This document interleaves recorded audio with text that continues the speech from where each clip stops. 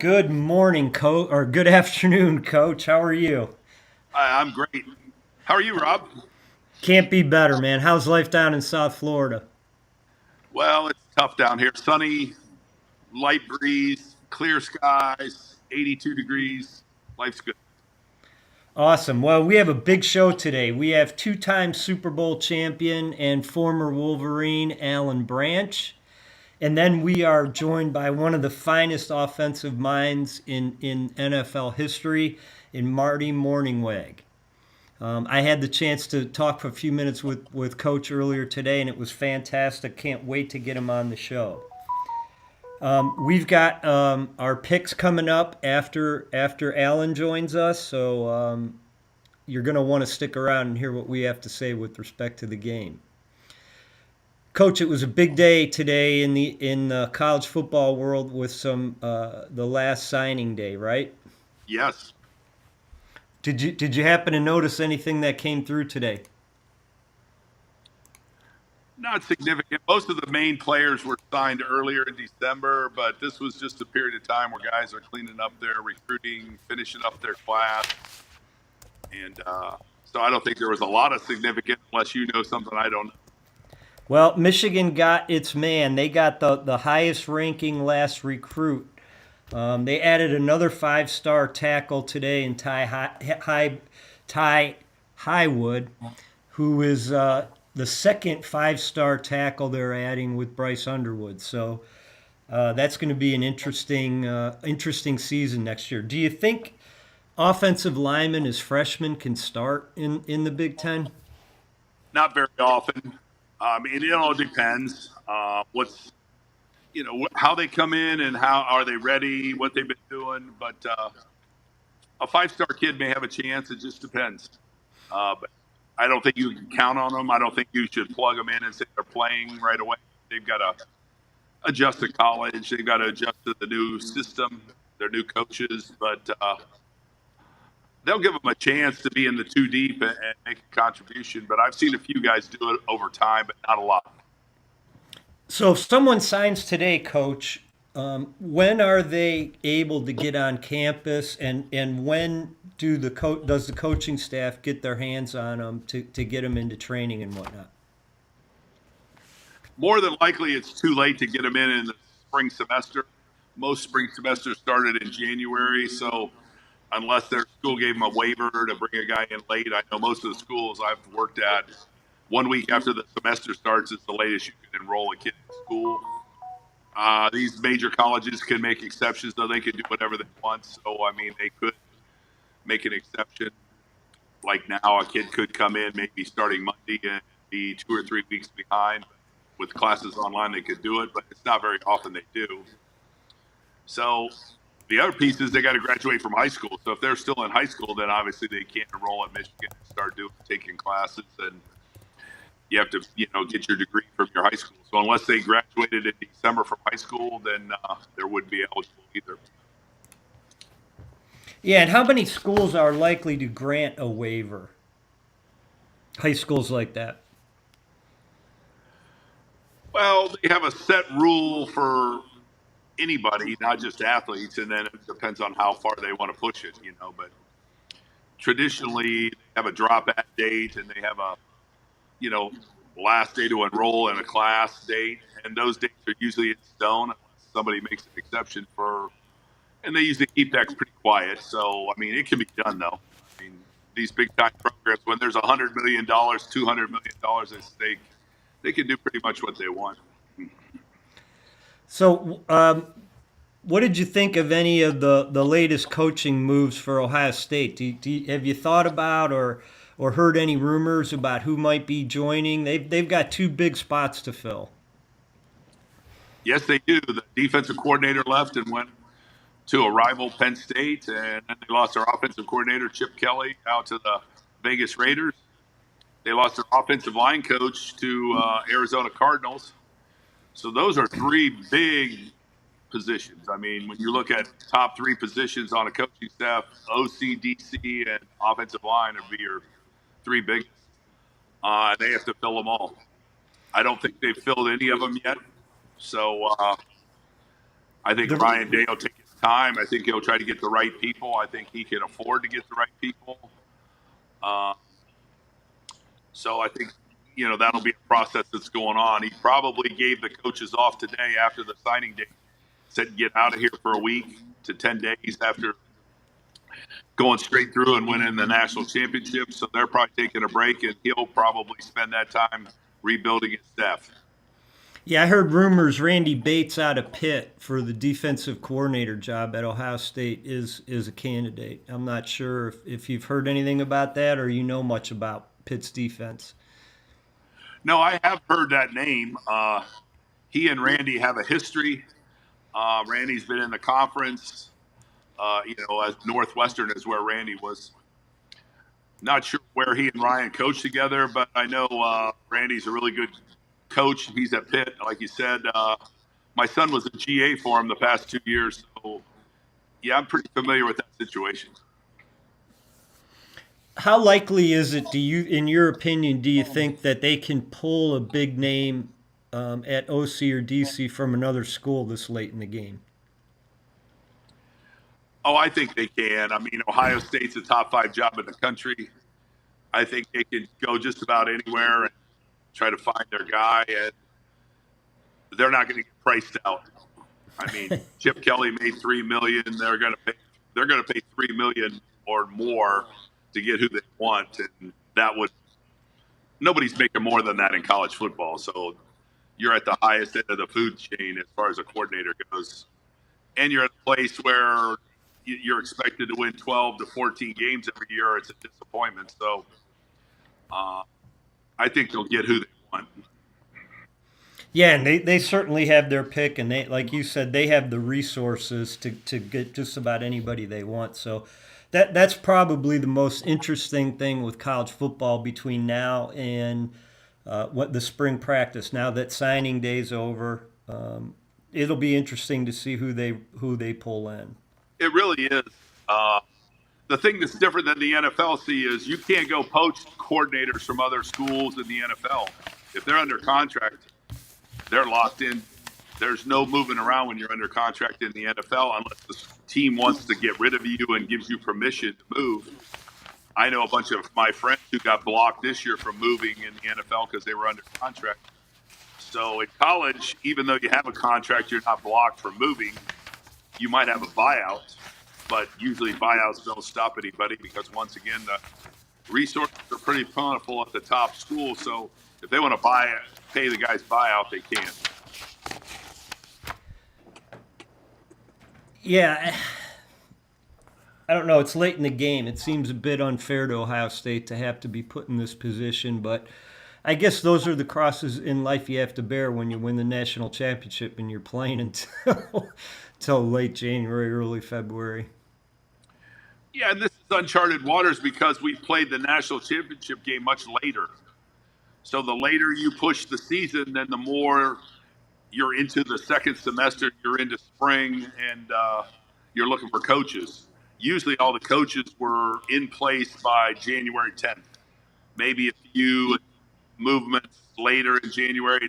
Now we're talking first week of February here, second week of February, and Ryan Day, is going to have to be rebuilding his staff at his 3 most critical positions. So I feel for him in that. It's going to be challenging because Ohio State wants the best, deserves the best, and that'll be his job to go find the best fits. Yeah, well, the rich get richer. Ohio State, once again, top 5 recruiting class. They've got the resources, and there's no reason they're not going to be up near the top again next year. Yeah, those kind of places should reload. I mean, obviously, you may not reload and win a championship again because that's really hard to do. But, as far as being super competitive in the Big Ten Conference, I mean, that's what is expected there, and they have the talent to reload consistently. Yep.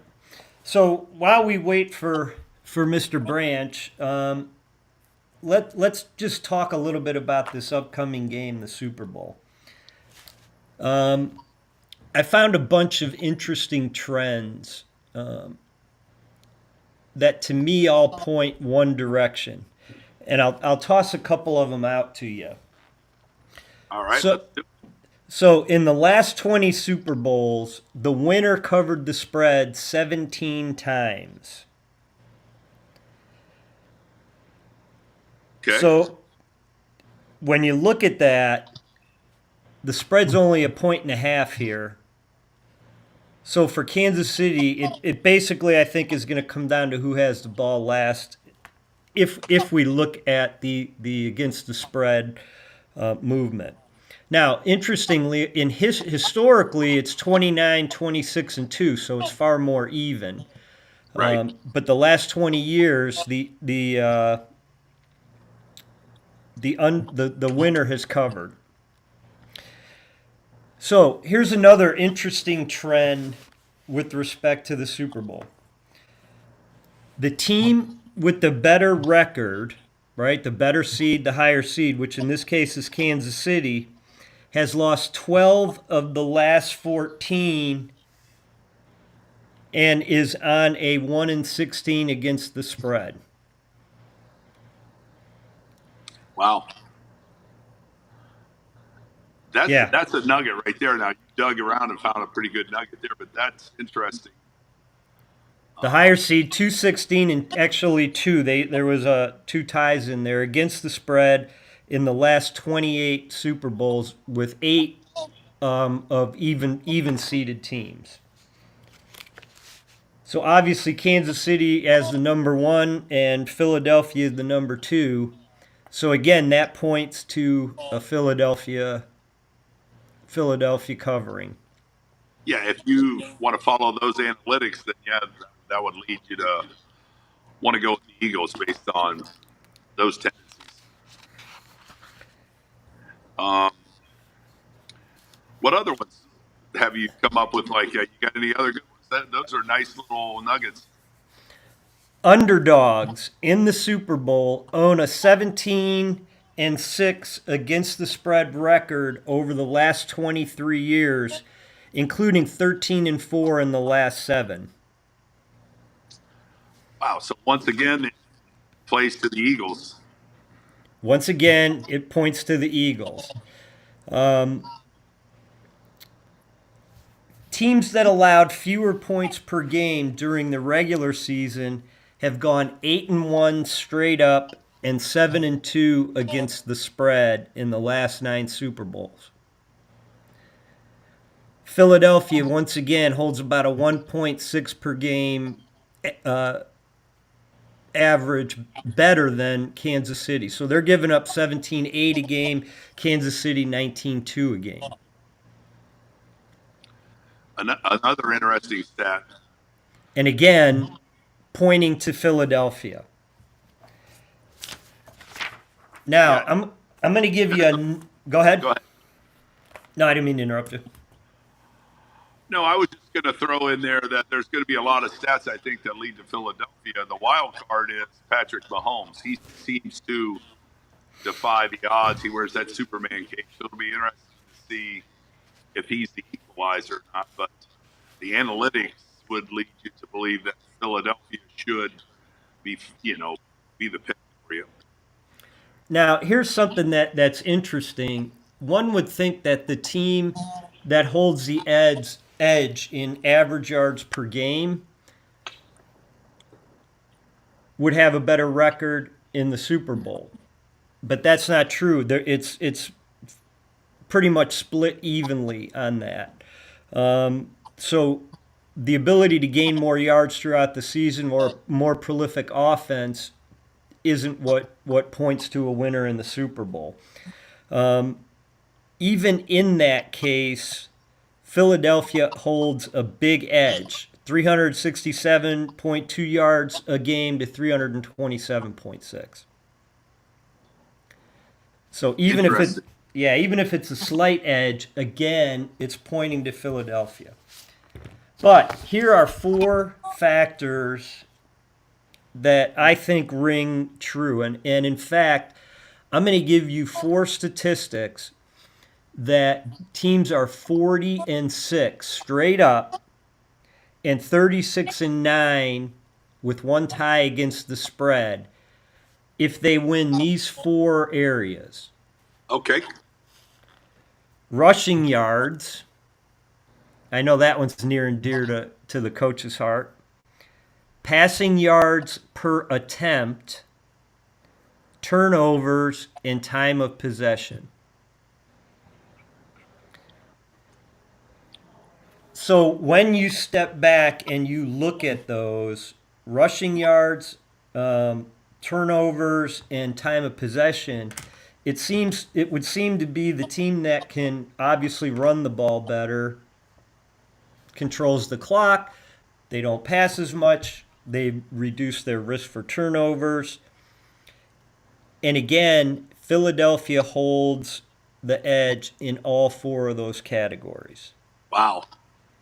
including time of possession, where it was ranked first in the NFL. See, I think that's what Philadelphia is going to be able to hang their hat on, or wants to hang their hat on. It's their running game. It means that the pressure is spread across the offense. It's not going to be on Jalen Hurts to make every play. They have Saquon Barkley, one of the best, one of the top rushers in the history of the NFL. He's got a 2,000-yard-plus season going. And the rushing yards and the time of possession go hand in hand. Then your defense isn't on the field as long. Because we saw Kansas City in their last game, they got tired. They were out there quite a bit. Buffalo moved the ball. There was some fatigue on the Chiefs' defense. You could see it. You could feel it. So it's been a long season. These guys have played a lot of time. So, yeah, there's wear and tear on these bodies going into this game. These guys are going to lay it on the line. But you can't battle what Mother Nature has thrown at you and the wear and tear over this season.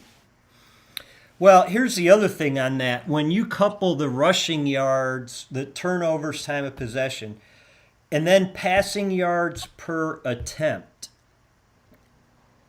And again, Coach, when I look at that, I see they're running, and then a big play in the passing game. Yeah, play action passes off of those.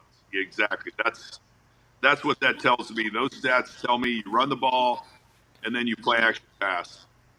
Don't turn the ball over and control the clock, and just time of possession, resting your defense so they're fresh and ready to go. Well, and here's the interesting thing about that. That record is 40-6 straight up and 36-9-1 against the spread on that. That's overwhelming. That's very overwhelming.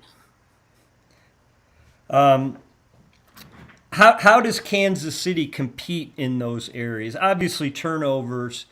I can see that pretty simply, but do you think Kansas City has the ability to control the clock in the run game? I don't know that they do. I think the wild card for them has always been Patrick Mahomes has made plays with his feet when the passing game wasn't available. But, somehow they have to contain him because I think he's the wild card. If they do a good job of keeping Patrick Mahomes from making plays outside the pocket, extending plays, they have a pretty good chance to win the game. But that's where he's been lethal to other teams. So when I look at that, not only does it give me another indication of Philadelphia with an excellent chance to win straight up, but I think for people who are looking at prop bets, and we talked a little bit about this last week with Mahomes on the number of carries, I think that for Kansas City to control that time of possession and to get that rushing yards, I think Mahomes is going to have to run more than the 5.5 times that the prop bets are saying right now. Yeah, I'd agree with that. I think you're probably right there. He's going to have to do whatever it takes to win this game. He was a little banged up down the stretch. He didn't play in the last game of the season with a bad ankle. That doesn't just go away when you're playing in the playoffs and conference championship games and the pressure and all that. So I'm sure that ankle isn't fully healed. We'll just see what he's able to do. See if those feet can save the Chiefs and makes the first down. So, looking at the update on the injury report is something that they got to look out for. Then is what my guess is, because if that ankle's not any better, and I'm sure Andy Reid's going to hold that pretty close to the chest, then if the ankle's good, I think that prop bet's a good one. If his ankle's bad, not only do I think that's a bad prop bet, but I think it bodes another arrow in the heart for Kansas City. So another big trend here is 28 teams since 1979 have got to the 30-point mark in the Super Bowl. The record 25-3. And teams that reach the 30-point mark are 24-4 against the spread. And that includes, obviously, Philadelphia, who put up 35 against the Chiefs and losing. The Eagles scored 30 or more points on seven occasions this year. And the Chiefs, for what it's worth, had their highest point out, 32 points in last week or the week before, or the last game or the game before. Right. So again, that's pointing to Philadelphia as the likely winner. Yeah, I wouldn't have thought that the Chiefs' offensive output was that low, but they weren't explosive this year. That was what they talked about, that they weren't an explosive team, plays down the field. And so I could see. So if you're designing runs for Kansas City against that Philadelphia offense A defense. or defense, what are you looking to do in their run game? They don't have the Saquon Barkley, the punishing runner. What kind of sets are you looking to run? I think what I see the Chiefs do, they like to do misdirection. So they like to run the counter. They like to have motion to distract the eyes of the defenders, and then they use the counter coming back. I think their tailback hits it pretty quick. He's a quick change of direction guy. So I think they like that. I think they run outside zone pretty well. I don't think they're a inside zone power team. I don't think that's who they are. I think they're a counter and outside zone. They run some toss sweep. They run some pin and pull. Pin and pull is just a version of outside zone. But that's what I've seen them all year do. And they keep you off balance. They try to present these concepts in different formations. They like condensed sets where they can get some leverage and block down. They like motion. They get in bunches. They do some different things with Travis Kelce to block on the edge. He's a pretty effective blocker on the edge. He's a matchup problem for most teams. So they're more of a finesse running team would be what my approach would be, or what my answer is to who they are. So if you're putting something together with the Chiefs, or let's say I want to look for something in the first couple series that the Chiefs are running to kind of get a feel for the game. What do you expect the Chiefs to do when they come out?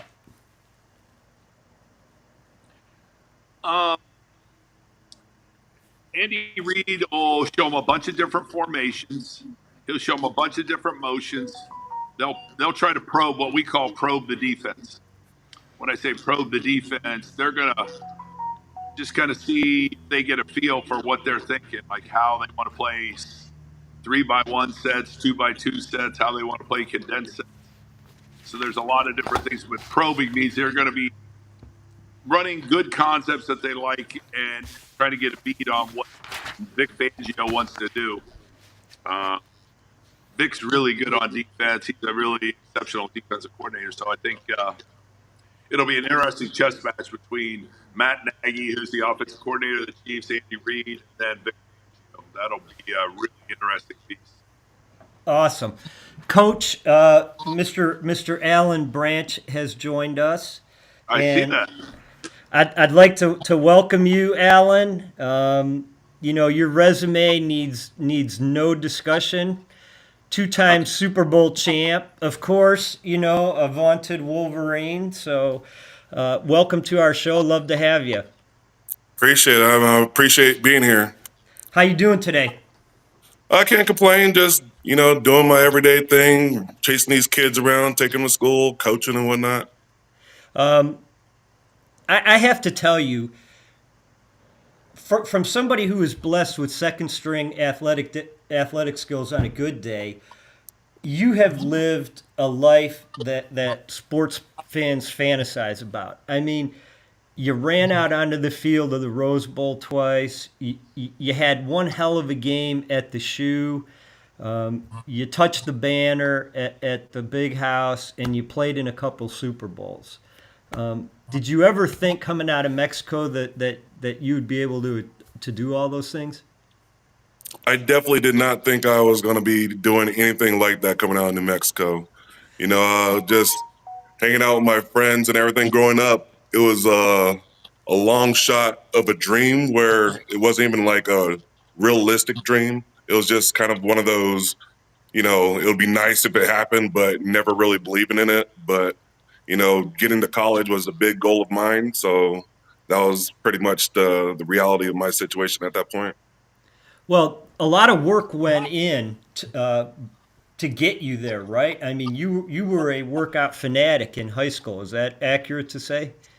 I wouldn't say a fanatic, but I had a father that was very supportive and willing to do whatever it took to, make sure his son didn't have a chance to say if only, So he woke up with me at 4:30 in the morning to go to the school to work out before school started. He pushed me to, stay on top of my grades, and on top of that, he always told me the eye in the sky never lies. So he tried to make sure I was never taking a play off or was being lazy. So all my success goes really to him and my mother raised me the way they did. Oh, I that's think aw- that's awesome. That's usually the great players have somebody that mentors them, and when it's a father and a mother that take care of that, that's awesome. Where do you live now, Alan? I live in Gilbert, Arizona now.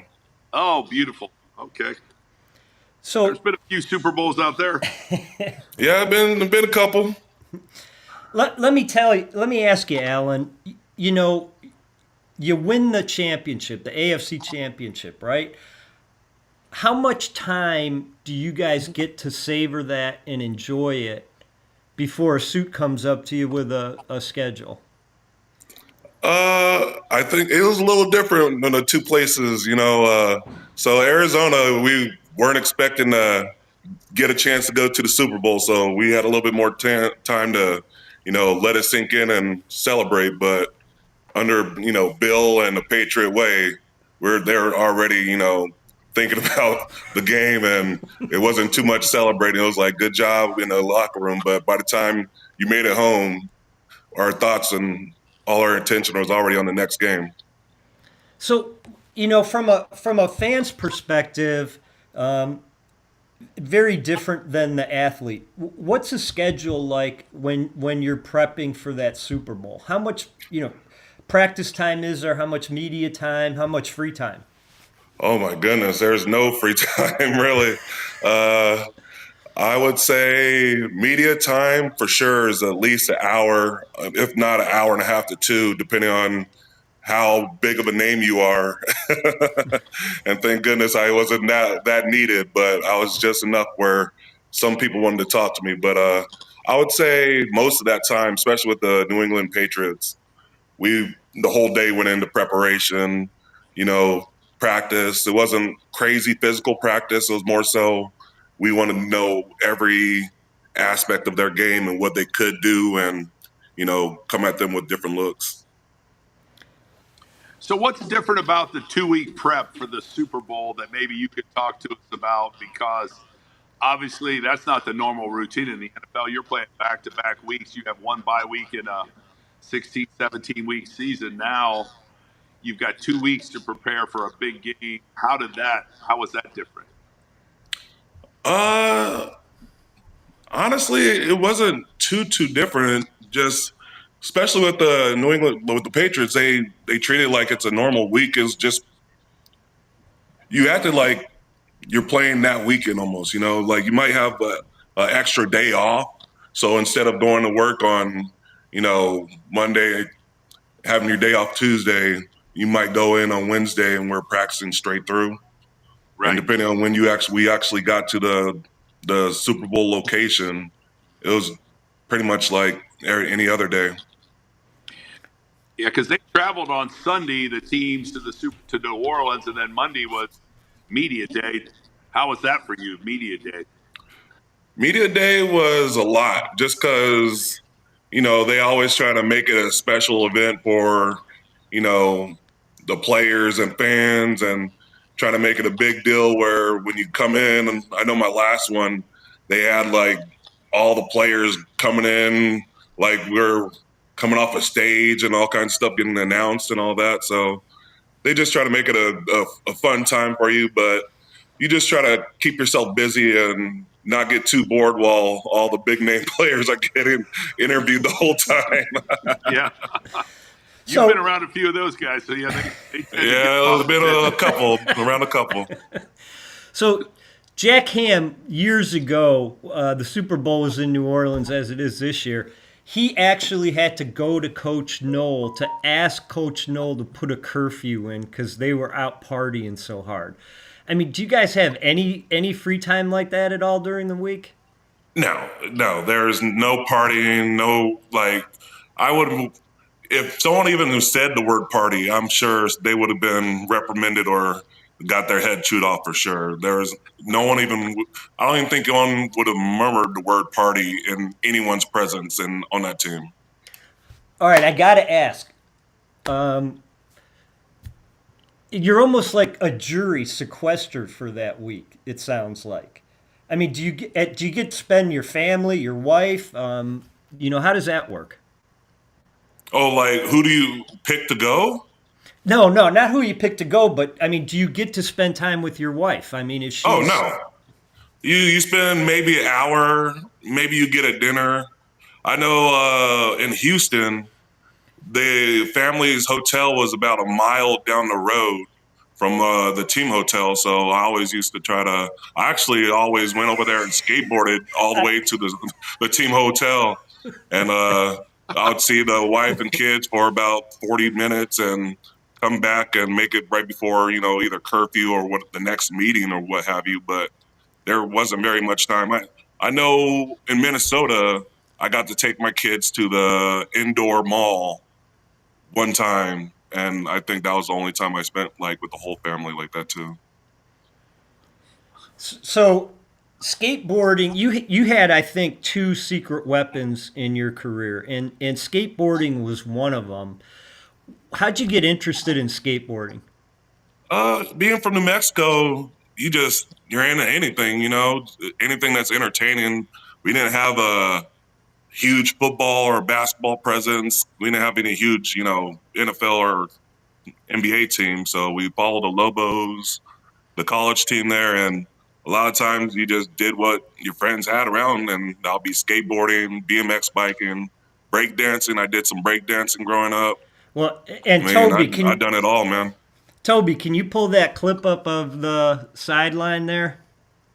The winner will be announced at NFL Honors February 4th, 8 Eastern on Fox.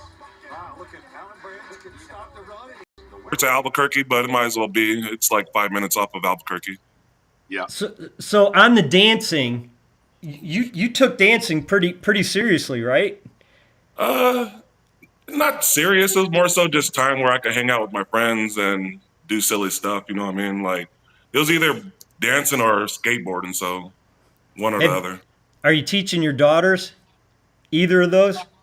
I teach my kids skateboarding, and they're doing roller skating now a lot. But skateboarding is kind of my thing. It makes me nervous just because a parent, your kid hitting their head on the ground is a lot worse than the fear of you hitting your own head on the ground, and then the thought that I think I'm a masterful athlete, so I'll never get hurt.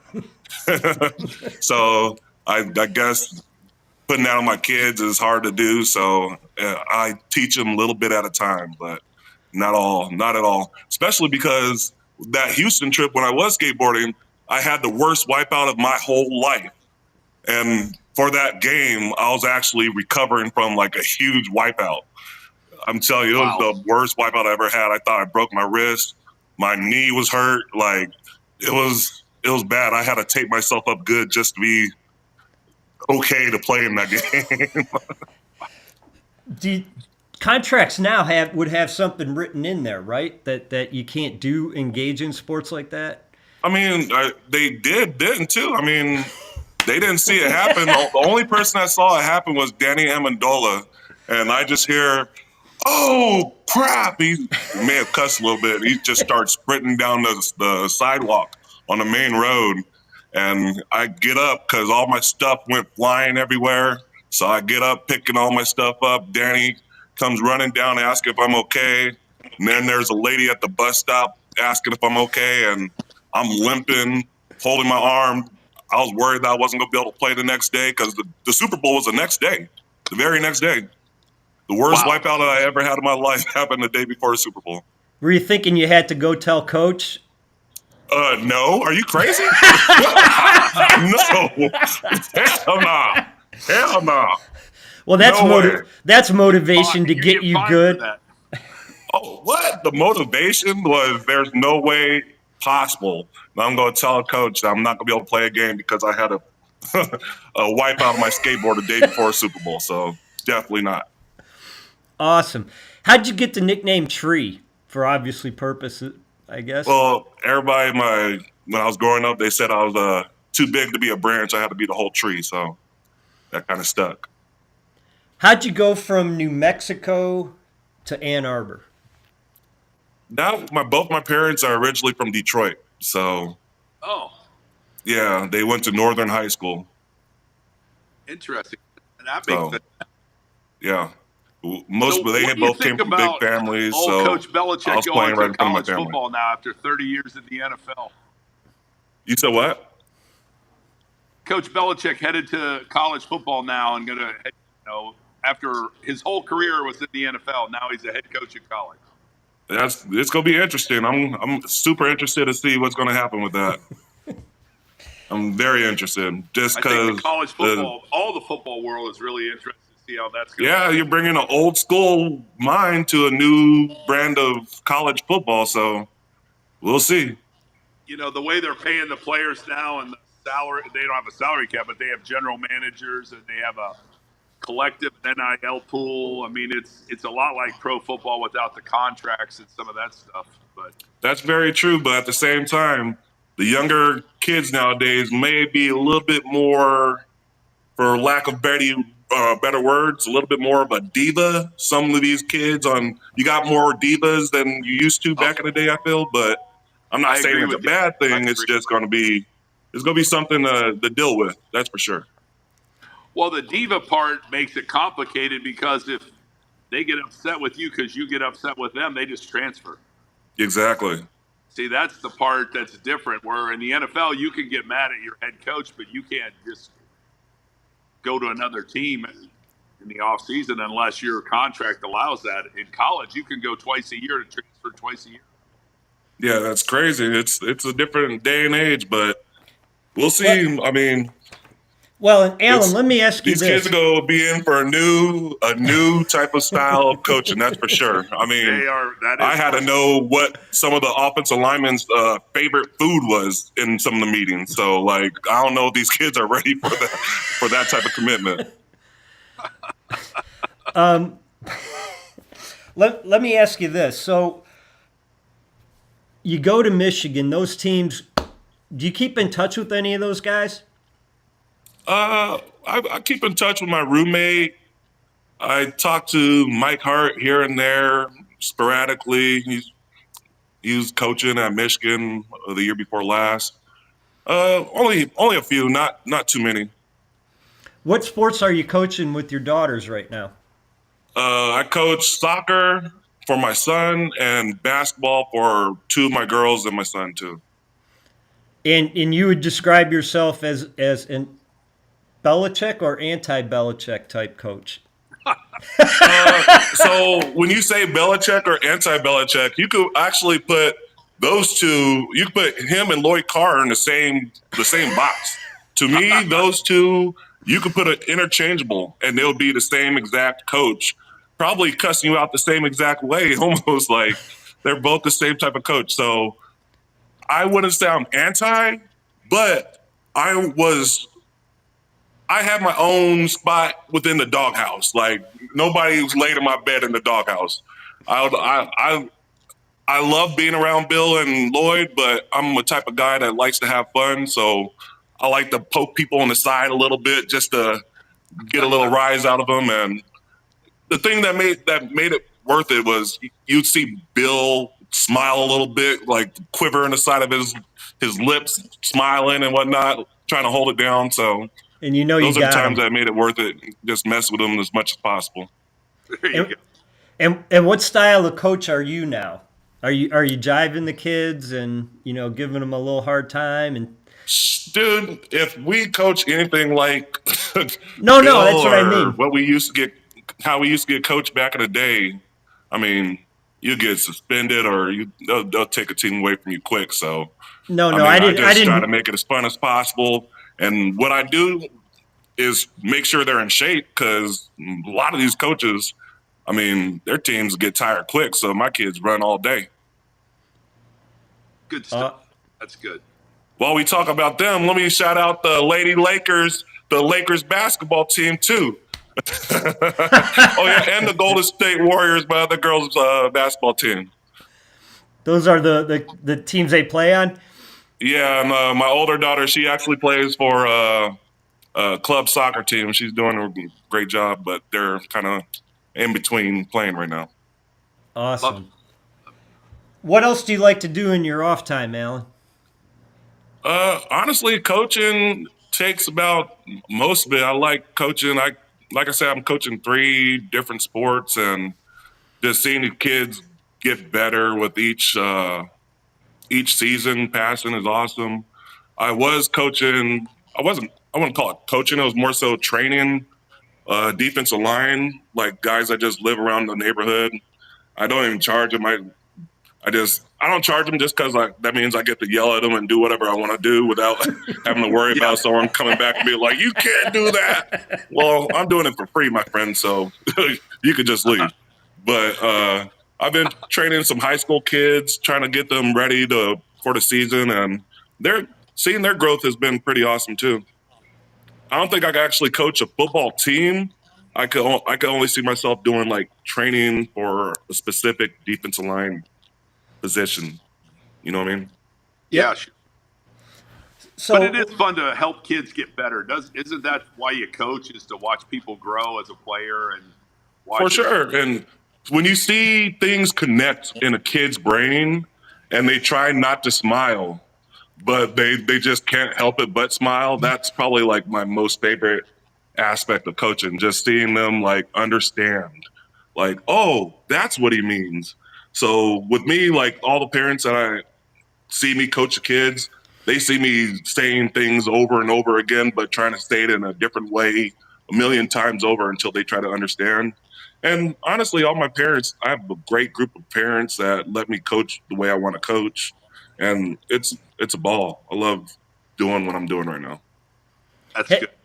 did you spend a lot of time learning, obviously, the intricacies and of soccer, or did you grow up playing it, or were you familiar with it before? Nah, actually, the age I'm coaching is just good enough where I got enough knowledge.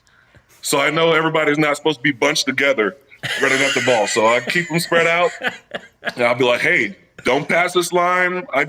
You know what? I think what I do best is keeping kids accountable more so than other parents or coaches. Like a lot of these kids, I feel like they seek accountability or they seek that extra person in their lives. Like coaches were a big deal when I was growing up, and every generation before that, I feel they were like an extra parent or person to look up to. And I feel like sometimes we're missing that nowadays just because some of these coaches feel like, they got media following them and it's more so about them than the actual kids sometimes. So I just like seeing kids having a good time and learning the game. Well, kids like to test the boundaries, right? That's how they learn. They test, they find the boundary, and if you don't set that boundary and hold them accountable to it, they keep pushing until they find it, right? They exactly will do that. And the funny part is, depending on which kid it is, they're going to touch that boundary about 10, 20 times until okay, I will not get away with it. And then once they figure that out, a lot of times those kids are the ones that they stick with you and they understand that there's a reasoning behind everything that you're asking. So, I mean, I it's not fun dealing with those kids, but at the same time, once you get them, I mean, they're there forever, it seems.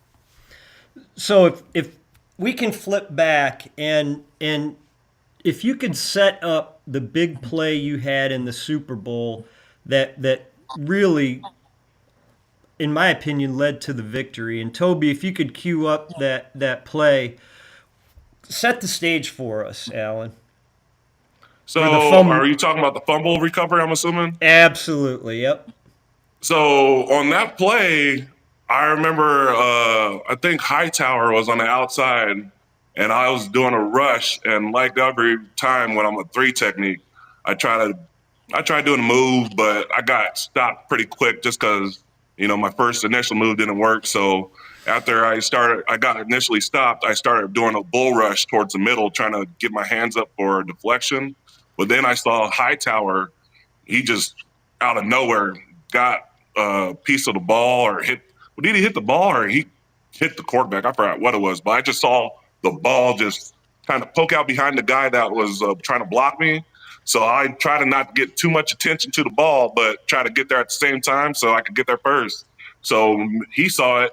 We both kind of try to jump on the ball, and it was a huge pile. And the thing that I distinctly remember was behind me, I thought someone was trying to kick me in the back or punch me in the back or something. I was like, this is a rough pile. What's going on? And next thing I know, I'm laying on the ball, so I'm trying to roll my fat past the point of the ball where it will slip in front of my stomach and won't go behind. So I'm trying to get that fat roll right there, try to get in front, right? So by the time I try to get it there, someone's punched me in the back, but they weren't punching me, they were punching the ball.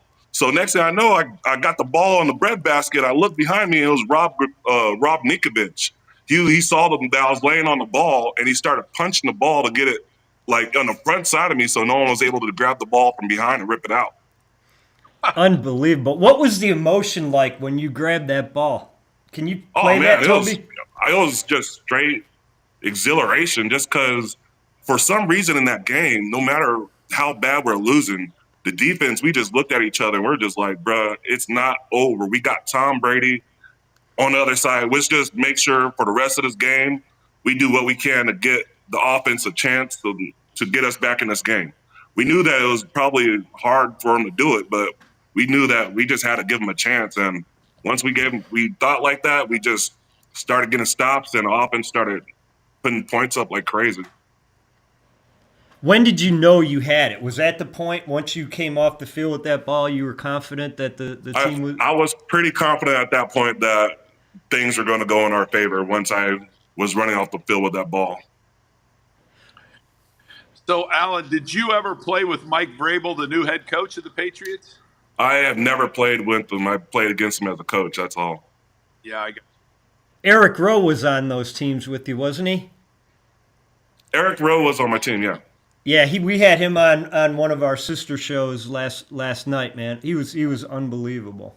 Yeah, he's a good dude. Yeah. So you mentioned the pile up, and you thought that was a rough one. Again, watching from off the field, it looks like most of those pile ups are pretty rough. I mean, I wouldn't. Do you hear stories about dudes trying to, pull hair, kick them in the nuts or something crazy? But I mean, that rarely happened. I would say maybe a handful of times out of my 11-year career, you see somebody doing that type of stuff. But even in that one that I just said, it wasn't a rough pile up. It was my own teammate making sure I got the ball. So it was just a smart play on his part. But I mean, usually everybody's out there just trying to win, but play clean. You know, all of us out there have families and whatnot, so there's Who's nothing the too tough? crazy. Who was the toughest guy you had to go up against in terms of blocking? So I always tell everybody when I played against Iowa Potty from San Francisco. And, you know, they ran the power all the time back in those days. So my big self and him, I felt like we had some battles every time I played against them. Like we look at each other across the way and we just knew that we're gonna be in for a long day. So it was fun battles, but I mean, no one got the better of each other, you know, more than a couple plays straight. Coach, how would you block this guy when you were?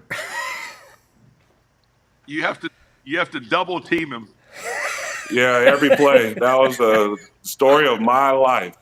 There you go. Like, can I get a one-on-one somewhere, man? Like, let me get paid like these other guys. Or run away from him. That's true too. They started running towards me, and I feel like my best years as a run stopper, was in New England. And I think for about 2 years straight, I had the offensive lineman about 3 yards in the backfield every time. Well, and you in big games, man. You know the Super Bowl at Ohio State. I think you had your first collegiate interception and a fumble recovery, right, in the same game. Yeah, I did. How good was that? It was exciting, man. They say when you run to the ball, good things happen. So on that interception, one of my teammates, they deflected the ball off of somebody, and it went flying like 10 feet in the air. And I mean, I was at the right place at the right time. Caught the ball. I turned around, and in my head, my big self was doing some dancing, shaking these guys. But when you go back to film the next day, I think I may have took 3 or 4 steps before I got tackled. Hey, so where was that game? Was that game in Columbus or in Ann Arbor? It was in Columbus. We got the 2 miles of toddlers to elderly people giving us the bird all the way to the stadium, the horseshoe. So we experienced it. I just wanted to see.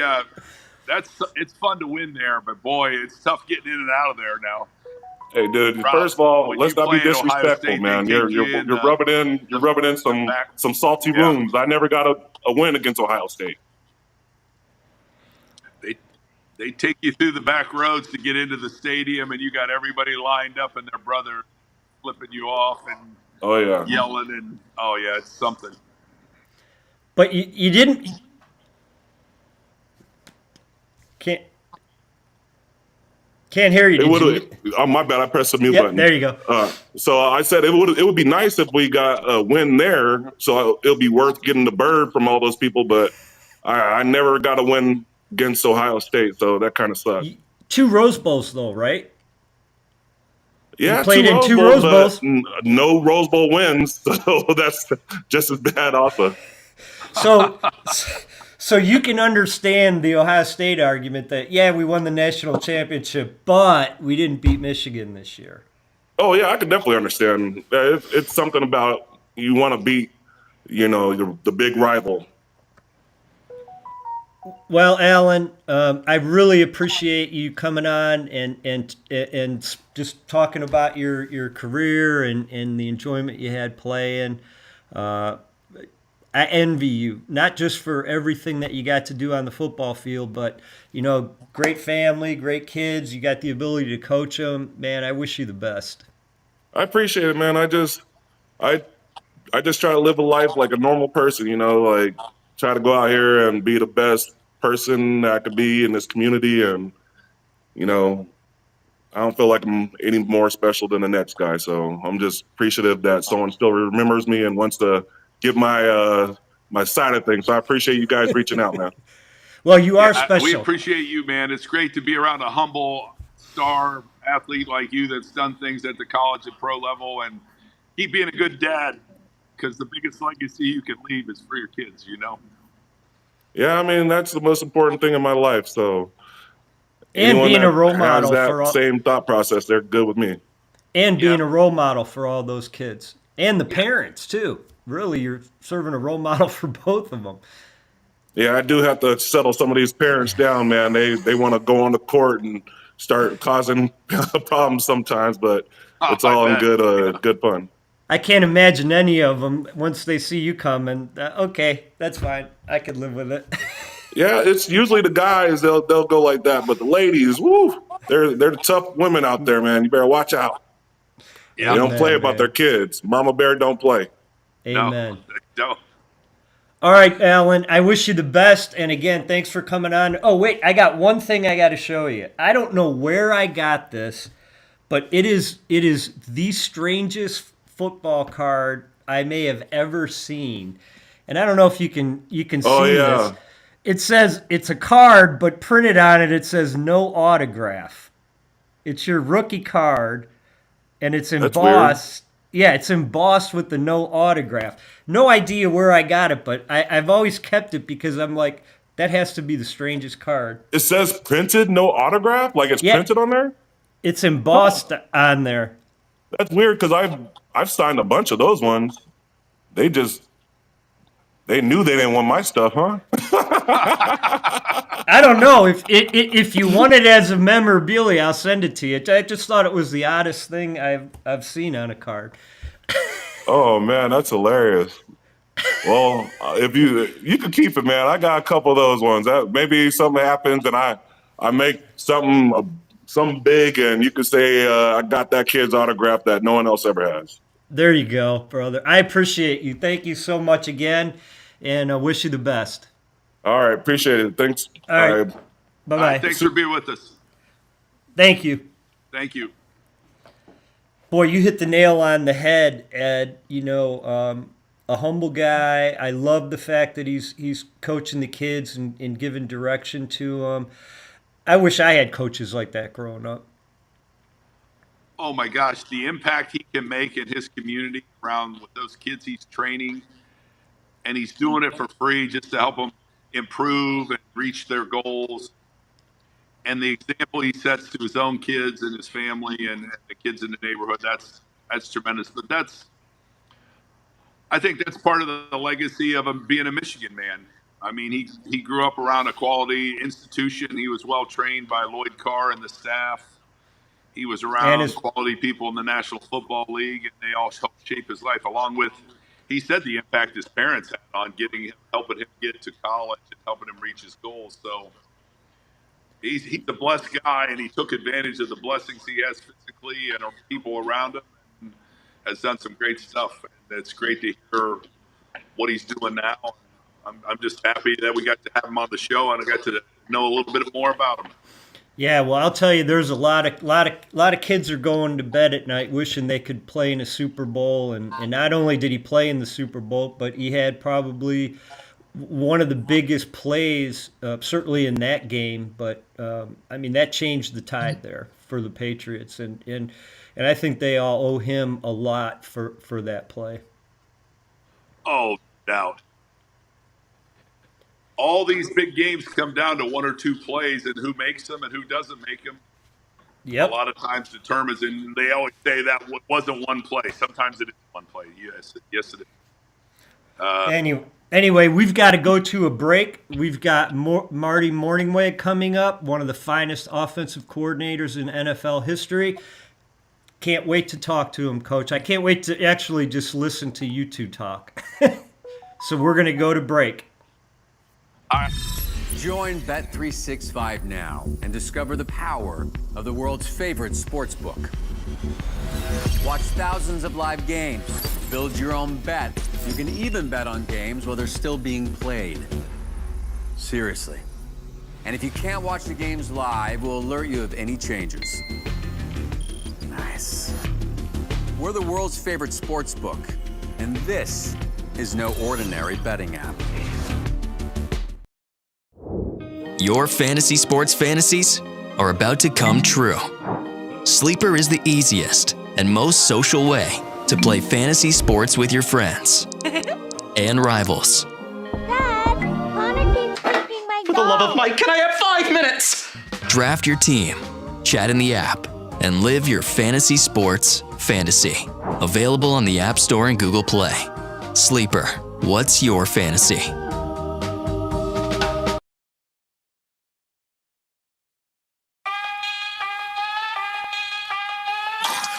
hot boy like this summer, my wrist cold like winter. Yeah, that's me. Yeah. Winner, chicken dinner. I'm a hot boy like this summertime, wrist cold like. I got 20 inside my sprinter. I'm a winner. Yeah, that's me. Yeah. It's like winner, chicken dinner. Damn. Oh, you guys want a party fever, huh? Working for Vegas.com is extremely tedious. I have to see every show on and off the strip. I find you the best seats, write a review, and post them on Vegas.com. It's a job that comes with little to no perks.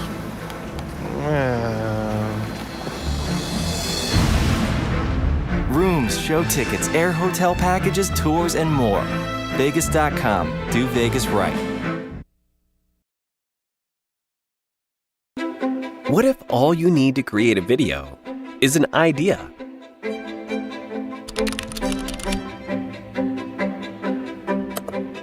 Pack a giant bubble wrap suit and roll into the black hole and explore your own private planet.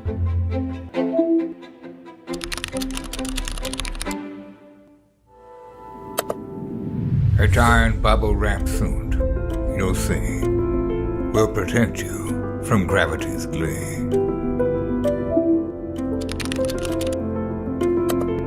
Just pop some bubbles and you'll be right. No need to worry, it's a funny sight.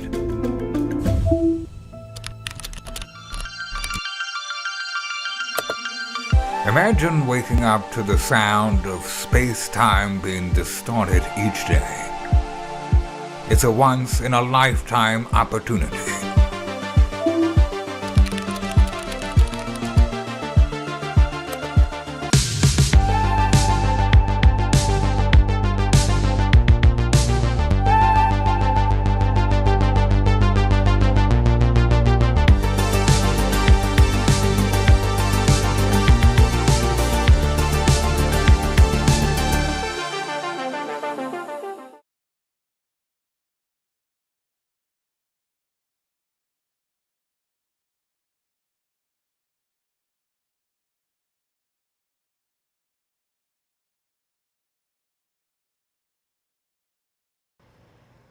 Are we back up?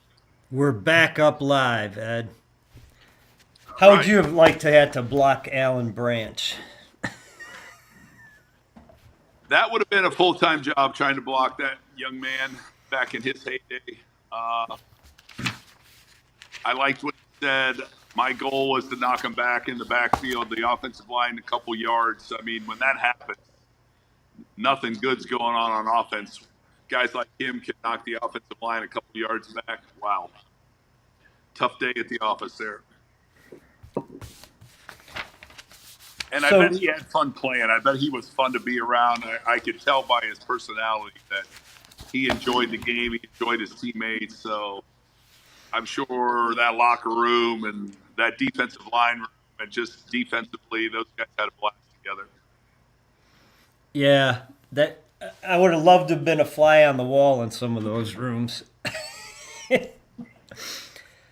But you could tell he had great respect for his coaches. He had great respect for Lloyd Carr and Bill Belichick and his other coaches that they helped shape his life, and And he loved getting that little smirk out of Belichick, and I know I've seen that very rarely, but you got him when you got that smile out of him. Yeah. These guys are smart. They know how to pull your chain a little bit. And they want to, humanize you. You're trying to be a hard ass with them and coach them up and push them, and they're big, strong guys. You're using your voice and trying to motivate them, and they want to crack you a little bit. Well, Coach, we are pleased to have one of the greatest offensive minds in NFL history join us. We could spend the next 40 minutes talking about his resume and how good it was and all the things that he did, but we're pleased to have Coach Marty Mornhinweg Coach, thank you for coming on. Hey, juice it up. What a week. Little Super Bowl. Yeah. You were cutting out there a little, Coach. 10-1. Yeah, I'm having trouble hearing you, Marty. We're excited to have you on. Maybe exit out and come back in. All right. No, that's what. Oh, that was good right there. Oh, because I couldn't hear. Technology is awesome when it works right. And when it doesn't, it can be a nightmare to try to sort through. I bet you'll be fine when he comes back on. Yep. So, well, I'm excited to talk to him. I'm excited to ask him some questions about himself, but about this Super Bowl prep and what we're leading up to. I mean, he's obviously been with the Philadelphia Eagles. I don't know if our viewers or listeners know he was the head coach of the Detroit Lions for a couple of years. So, yep, started out with the Green Bay Packers. Was Andy Reid's right hand man for many years with the Eagles. I wonder where he went. I don't know. Maybe he got mad at you. Well, that's just get out. Now, like I said, technology is a wonderful thing. I had my internet was off for about 12 or 13 hours. I was lucky it came back on when it did. So, you know, we were talking about that Kansas City, the Philadelphia game. Here we go. Hey, Coach. How we doing? And roll. It's Super Bowl week. Yes, it is. So, Coach, I this was the closest I had to a Montana M for you. I love it. That's Michigan M? Michigan M. And I know you have a connection and a love for that area, right? Oh, that's awesome. We lived probably 10, 12 minutes from Ann Arbor when I was in Detroit. And, of course, the Harbaugh family, Jim, big in Michigan, of course. And, yeah, go way back. Awesome. Coach, you know, you've put together game plans for an amazing number of players out there. And just to remind the listeners, you coach Brett Favre, Steve Young, Donovan McNabb, Lamar Jackson. I mean, those are just some of the great names that you coached.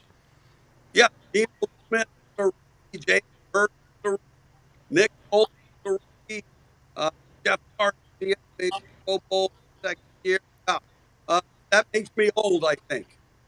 Well, I think it makes you a damn good coach because you're the common denominator in all those guys, and they're great. So you had to have some positive impact on them. Well, I do a quarterback school once a year up here in the great state of Montana for the high school quarterbacks in the state. And one of those guys, typically, in fact, last year, Steve Murray, guest coach, Michael Vick, guest coach. You know, I got him in 2010. Let's maybe 2009, 2010. Come back there here. You know, Mike was a guest coach. So, it's important for them to give back. But it's just at the opportunity to come up here and spend a little bit of time with a high school player in the great state of Montana. So let me ask you, Coach, from a fan's perspective, when you're going into a game like the Super Bowl, and you start to put a game plan together, do you start from the position of, hey, this is who our team is, this is what we want to do? Or do you look at, okay, this is their defense, this is what they're going to let us do? Or is it a combination? Yeah, you hit the nail on the head. You have to know yourself first. And knowing your opponent inside and out is very, very important. I with matchups typically, and it's twofold. We're going to take advantage of the positive matchups that we have somehow, some way. So an example would be, all right, our really good runner that's excellent in the pass game out of the backfield or in the slot or even out wide sometimes. How can we get our running back that's excellent in the pass game on their third best coverage linebacker type of player, right? All right, so that's the first thing. And then the second thing is we will not allow the very best players on our opponent's defense to wreck the game. So we have to have a plan. Let's say for Chris Jones, that'll be interesting on protection scheme against Chris Jones, especially on second, long, or third down. So, and then let's say Eagles also have the Chiefs have two really good corners. Who are they going to go after with A.J. Brown? And then the Chiefs got locked one of those great corners, Humphrey maybe on A.J. So that all goes into a game plan, and you better have enough ammo going in. You better have enough ammo for anything you may see from your opponent, even if you have to see something out of them in 2 or 3 years or the coordinator, right? So you have to have a plan for all that. And the preparation with 2 weeks, between the championship game and the Super Bowl, you try to get all your business done at home at your own training facility in that first week. So that game plan is done. And yeah, you can make some adjustments game week, but then you travel in the case of New Orleans and the players getting pulled from family, friends, and festivities. So that's typically the philosophy going into a big game or Super Bowl. Yeah, that was always the question I had because it's unlike the normal NFL where you play every week and you have a game plan. How did the 2 weeks affect how you prepared, how you installed, how you thought through what you wanted to do? But you basically want to, before you travel to the site of the Super Bowl, you want to have a normal week of practice. Is that what you're exactly right? So Monday would be a normal Monday, Tuesday a normal Tuesday, Wednesday typically many teams put in base runs, base pass, flat movement screens, and then on Wednesday, on Thursday, they'll put in short yard goal line, third downs, the nickel, and then Friday, red zone emphasis, and then between Friday and Saturday, the backup, 4 men, 2 men, all the situational stuff must be emphasized, practiced, and covered in media. And then it gives you a little fresh air. So all your hard work and preparations that first week. And then the second week, you're doing just enough to stay sharp. Not some adjustments won't be made. They will typically during that second week, but very little. Yeah, so the question I have too is, I mean, at that point, you're playing your 18th, 19th game.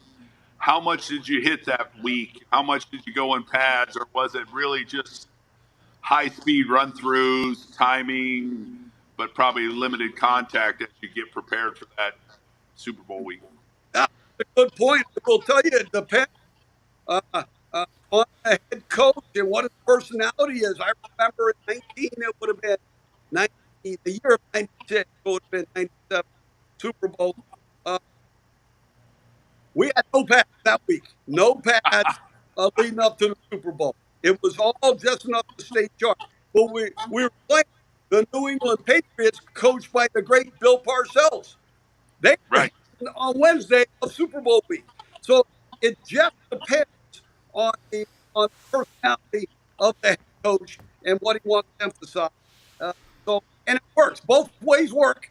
Parcells won a lot of games, a lot of Super Bowl. So here we talked about some of the great quarterbacks that you've had and that you've mentored and coached. Tell us some of the head coaches that you worked for and maybe just a little bit about what you took away from them, in your career.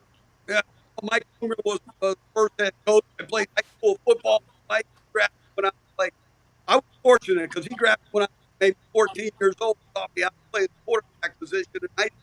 And then I got to coach the quarterback for in Green Bay many years later. And as great Andy Reid, when I was a graduate assistant, I had been at the University of Texas El Paso for a year, and we hired Andy, and he taught me everything about coaching and how to go about your business coach and what the necessary requirements were to be a football coach.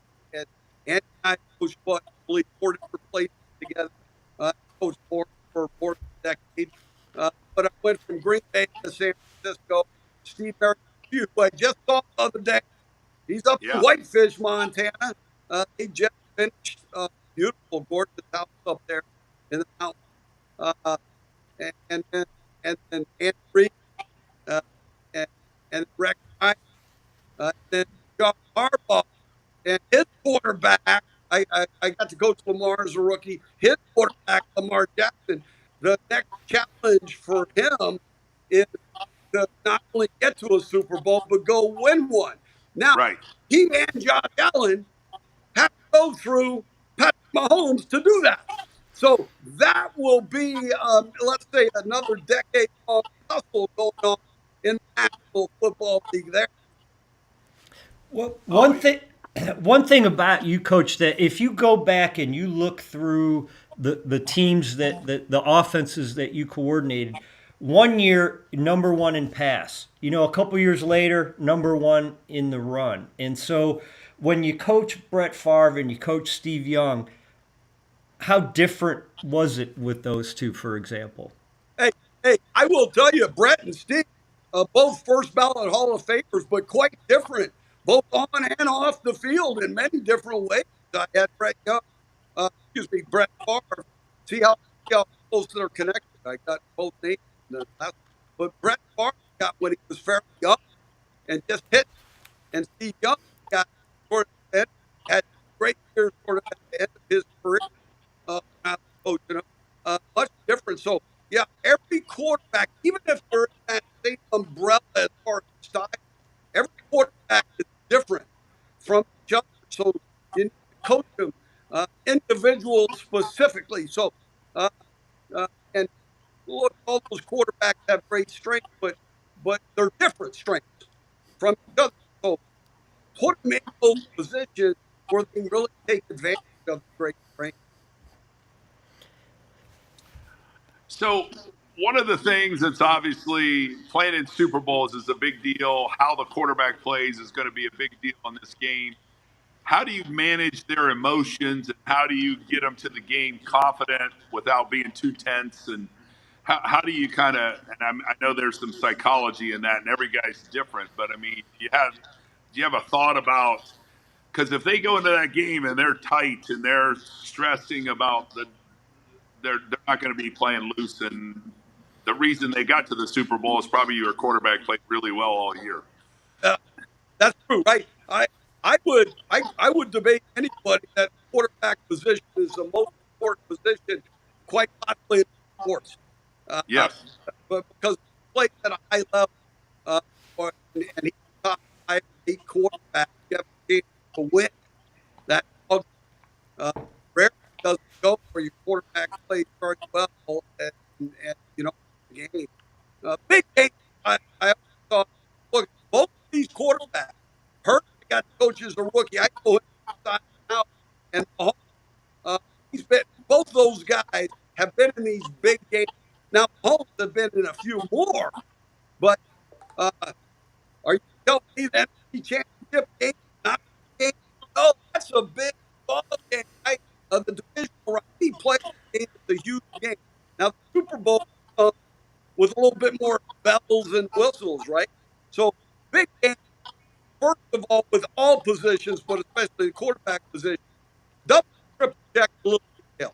You have plenty of time to kick back and do that. Secondly, the night before the game, one good strategy that real coaches have used is a little humor the night before the game. Not too much. Not too much, just not enough, right? But just enough humor to loosen it up, coach, because you hit the nail on the head that you want to playing fast and furious, and they cannot do that if they're afraid to make a mistake. You want to play unafraid to make a mistake, not out to play fast and furious and aggressive. So that's what you want come Super Bowl time. So you're right, there's a little bit of psychology to it, but these quarterbacks, they will have no problem doing it. They've been there and done that before. The last Super Bowl that they played against each other ended up being an epic type game, could have gone either way. So one of the things I always like to do, and maybe it was more for the coaches, but I always thought it was good for the players. Did you do this? Because I've coached quarterbacks and I've played that position and been a coordinator. Did you have an opening script that you like to put together to maybe, walk through the first 15 plays, unless a situational play came up in there? But, were you into that kind of thought process at all to help all the players know these are your early calls? This is what's going to come out of my mouth. This is what we're going to run to maybe calm them down and make them more confident in the opening drive, opening two drives. Every ball game, coach, every ball game would do that. Learn it very, very early. And you're right, the first 15 plays, and then I might have a couple of stars for shot plays that could come maybe in a situation the first time you get second and short. The shot play may very well fall right. So it's typically a few more than 15. But those typically are first and second down play in normal situations. If your first snap is in the red zone or backed up, you're typically, and the players know this, typically you will go right to your game plan type play. Or red zone, let's say. You'll get your first plus 20 red zone play call. Typically, you would go through a quick film the night before as a review. A couple plays first, second down, a couple plays third down, a couple plays in the red zone. Maybe play back up, maybe a short yardage play, maybe the goal line play if it's different than we faced before. So, and then we would get into the first 15, put it on the screen, and go play by play. And players like to know, coach, don't you think? They love to know why, right? Yeah, they so much want to know, why are we doing this? And they want to feel comfortable that they know how to do it against the different fronts they're going to see. What we would do, what our answers are if they pressure us. But it's just comforting as a player when you go to bed that night before that big game that you sleep good knowing we're prepared and I know what's coming. That's exactly right. The players know that those first 15 plays are normal plays and normal situations that are going to happen typically. And the really good games, man, you were through that first 15 quick, right? At the start of the second quarter, you're doing another 5 plays, right? And typically we would do it at halftime. It may not be 15, it might be 10 half and 6 runs, let's say, broken up like that. I think it's always important for the player to have just a little bit of thought of what's coming out. And so, and then on the side, communication is so important, right? Okay, here's the next 5 runs. They may not necessarily be in this order. Here's the next straight pass. May not necessarily in this order, with the exception of third downs and all the other situations. Well, Coach, it's also important for the coaches, right? Tell us a little bit about that experience. All of a sudden you ran 2 of your scripted plays and you find yourself at 3rd and 12. How much time do you have to make a call? What voices do you hear? What input are you getting? Now, proper preparation prevents piss poor performance, right? So it all goes back to the preparation. The quarterback typically know your first play on 3rd and 11 plus. They know the first play on 3rd and 7 to 10, first play on 3rd and 3 to 6, the first short yard play, the first 4th down and short that we'll go for.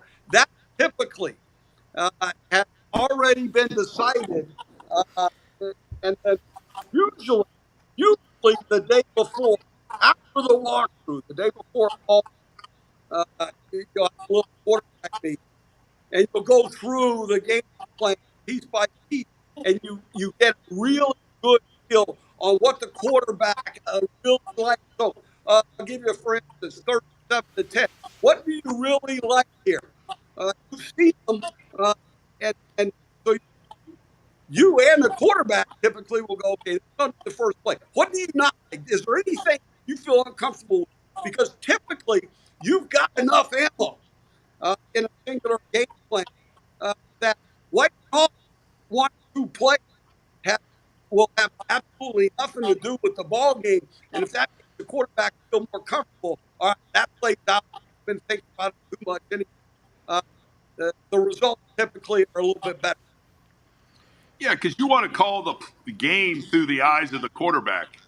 He doesn't probably know the game plan quite as well as you, but he knows it pretty well. But what would come out of his mouth if he got to call his own plays? And if it's the same thing coming out of your mouth, probably going to get a good result because he's going to be super confident when he hits his back foot and lets it rip. Yeah, Coach, you've been through it many times. It's the game plan type play. There's a timeout. So you're over there with the quarterback and you go, okay, here's the deal. It's either this play, or this play.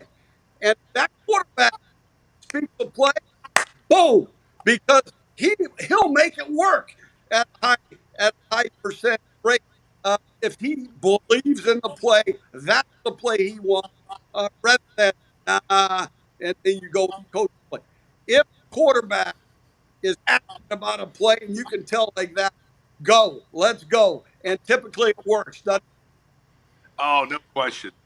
Yeah, Coach, you want to be convicted. You want him to be convicted. You don't want him to just say, yeah, that's okay, or it's good.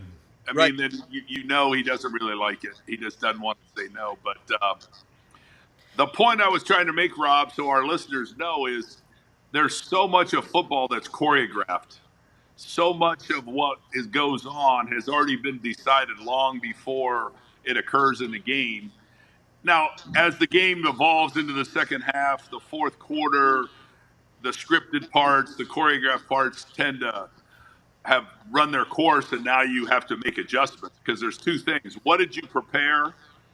And then secondly is how well do you adjust? And just talk to us about how you made adjustments. What was your process? This is what we thought. Now they showed us their hand. We see what they're doing. Now we've got to adjust. How did you guys as a staff do that halftime between series? Because this iPad era, this is the new era. You know, that was something you didn't have when you started, you know? Yeah, pictures of I really don't know in the NFL. They're getting much more out of an iPad. I had to go later in my career than just those cool pictures. You're seeing basically the same thing. Now, college, they have film that they can watch. In the NFL, you can't watch the actual film. But yeah, really smart guys in the box. The competition is that you're going against some of the greatest minds in all football and your opponent. And I always coach try and the players know this. We want to try to stay 1-2 steps ahead of our opponent. That type of mentality. And so we don't get surprised very often. We don't ever want to get surprised because we're prepared. Even for the things I said earlier, that this team may not have shown for years, but double A, gap blitzes, zero blitz, plus one extra rusher, those type of things. Now, the whole 46 defense, even that, you must have a plan going to the game because some defense coordinator will pop that in, and your quarterback has to know exactly where to go. So, Coach, if we're sitting down to watch this game coming up, and let's say the Eagles have the ball first, what would you expect to see if you were putting the game plan together that would give an indication that Philadelphia's got things going right? Well, I would expect Philadelphia to lean on the run. Here's the big challenge for Kansas City. Spagnuolo, who is good friends of mine, he will have the fellas in the right spot for most of the game. Right? They bet tackle Barkley. They bet tackle just miss. If he breaks too many tackles, the game may be over. That's my first thought with with with that part of it. Now, for the Eagles better be aggressive throughout the ball game, right? So you give the ball to Barkley, you go some RPOs or play action, you better force points because I will tell you, you want to be 2 scores up on the great Patrick Mahomes with 4 or 5 minutes left in the fourth quarter. Otherwise, it doesn't work. I've been there. I've done it. We were in Baltimore in Lamar's rookie year. Later in the year, we were pretty good now with Lamar down the stretch, and we had them beat. Excuse me, guys. Still got me? Yeah, Oh, yeah. I was getting so excited. I know. I loved it. I know. Here we go. I almost fell off my chair. And we had them beat in Kansas City, and we had 14, and Mahomes pulls one out of the hat. He pulls a rabbit out of the hat. This Mahomes, he's got a little Pele in him. He's got a little Harry Houdini in him. He's got a little Rock Staubach in him. You better be 2 scores up on this guy. That's the mentality I would take if I were the Philadelphia Eagles. I so agree with you. Yeah, I mean, Patrick has pulled too many games out. A 1-score game means you're in trouble. You're in trouble. Jeez. So the Eagles, if I'm trying to think of a number, Saquon, because one of the interesting stats, Coach, that I talked to Ed about earlier today was these 4 categories. Teams in the Super Bowl are 40-6 straight up: rushing yards, passing yards per attempt, turnovers, and time of possession. And how many runs do you think Philadelphia has to have to keep the ball away from Mahomes enough to win? Well, look, you make a good point, but I think a couple of them are really irrelevant. That only comes if you're up in the game. So how do you win a game, especially a Super Bowl game? Points scored, points given up, right? That's the number one thing. Then turnover ratio. You said that one. I mean, I believe since the divisional round, all the winners of each game, I believe there has only been 1 turnover for each of those teams. And I believe it was Kansas City turned the ball over once, and Buffalo didn't come out first because they stopped them on down. But they but the turnover ratio is equals win. Here. And the next statistic I would always look at, because I think it correlates after turnover ratio to actually win, is yards per pass. Why?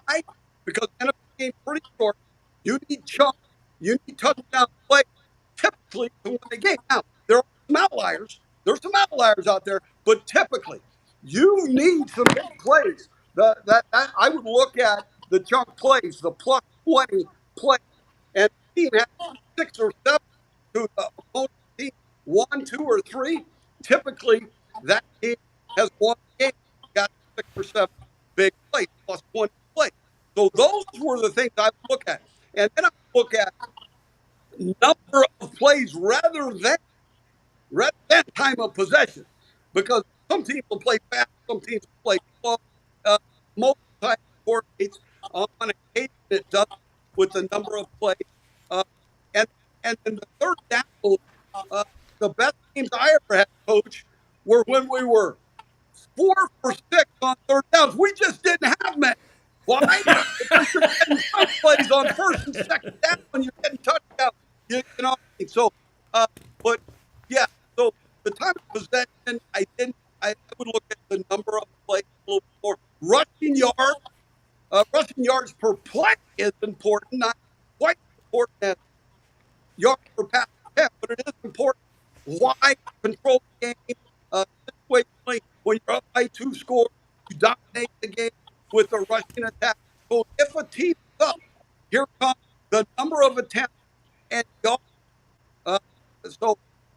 I think that if one of the teams falls out by 2 scores, they're just not going to run the ball as much or get as much on the ground.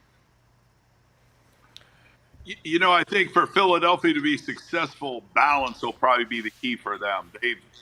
Their run game is really good. I think they were number 1 in the NFL in rushing. And so I think as the game progresses, just watching their balance, I don't think it needs to be Jalen throwing the ball 35, 40 times for them to win the game. I don't think that's going to be their formula. But it'll be interesting to see how Spags tries to defend them and how he tries to slow down their run game, because they have a great offensive line in Philadelphia.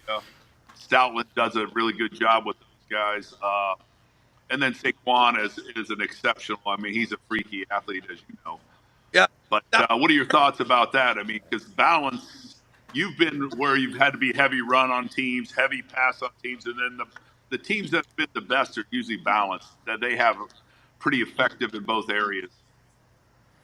Yeah, correct. And I will tell you, the Kansas City Chiefs typically throw the ball. They're usually in the top 5 of how many times they throw the ball, because I know that Andy will. Let's just take an example. What's excellent yard per pass attempt? Say 7.5. Right, eight gets you in the Hall of Fame, right? But let's just say 7.5. What's a really good rushing? 4.5, right? Right. Yard per attempt. Why wouldn't you throw it every down? Well, no. The Eagles have that thing wired where the run game really correlates with the RPOs and the play action and the movement, play movement. They the Chiefs, they don't care what they're facing. Any play action, I know they're philosophy. Any play action will do the job. So, and they goes back to Paul Brown, Bill Walton, Mike Coleman, Henry.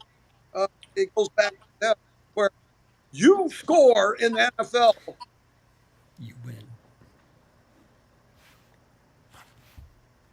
Uh-oh. You there, Coach? Oh, he got bumped offline. Fascinating. Oh, he's back. Oh, he's back. Yeah. So you pass the ball early, right, to get ahead of a team. And then you get ahead of a team and you crush them with the run game in the second half. Now, a 14-point or 10-point lead is not like it was back then. So you have to keep playing the game just a little bit more, and the Chiefs understand that.